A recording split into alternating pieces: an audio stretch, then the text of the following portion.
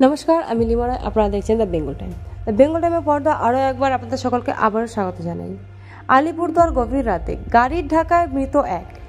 আলিপুরদুয়ার জেলার চকচকা এলাকায় গাড়ির ধাক্কায় মৃত হলো এক ব্যক্তি। মৃত ব্যক্তির নাম ধীমান রায়, আনুমানিক বয়স 46 বছর। জানা গিয়েছে, সোমবার গভীর রাতে বালু পাথরের গাড়িতে কাজ করতে যাওয়ার সময় পিছন দিক থেকে দ্রুত গতিতে আসা একটি ছোট গাড়িতে সজোরে ধাক্কা মারে। এরপর আহত অবস্থায় উদ্ধার করে তাকে কামাখ্যাগুড়ি হাসপাতালে নিয়ে গেলে চিকিৎসকরা মৃত ঘোষণা করে।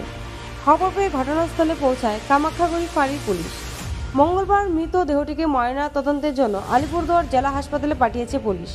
ঘাতক সেই গাড়িটিকে আটক করেছে এবং গোটা ঘটনার তদন্ত শুরু করেছে পুলিশ।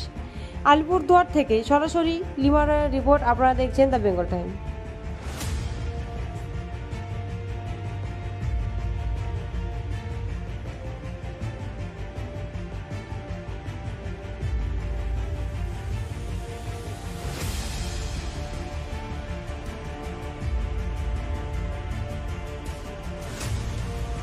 মারা গেল উনি রাত্রেবেলা প্রতিদিন গাড়িতে যায়, রাত্রে 1:30 2টা গাড়ি থেকে গাড়ি লোড করে।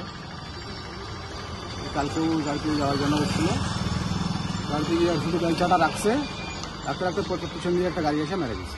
কি নাম ওনার? ওনার নাম ধীমান বর্মন। কটার সময় ঘটনা? ধীমান রায়। রাত্রি অনুমানিক 2টা। আপনি কি হন? আমি ওনার এই সেপারসি হিসাবে দাদা ভাই লাগি দাদা সম্পর্ক।